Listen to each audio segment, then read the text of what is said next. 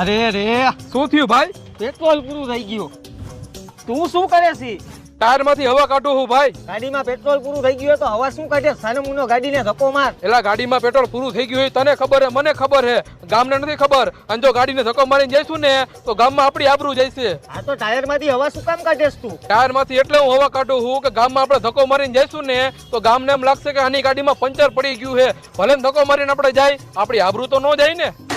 ગાડી આબરૂ ગામમાં હશે પણ મારી આબરૂ કઈ હે જ નહીં. રૂપિયા વાળા હોય ને એની આબરૂ હોય, મારી પાસે તો રૂપિયા જ નથી. હા તો લોન લઈ લે. ક્યાંથી લઉં પણ? તારી પાસે પાન કાર્ડ અને આધાર કાર્ડ હે ને? હા તો હાલ પેલા પેટ્રોલ પુરાઈ આવી અને પછી તારા માટે લોન લેતા આવી. જો ભાઈ આ છે શિવ એન્ટરપ્રાઇઝ પર્સનલ લોન ના સ્પેશિયાલિસ્ટ. આ તને 40,000 થી લઈને 10 લાખ સુધીની લોન મળી જાય. હાલ મારા ભેગો.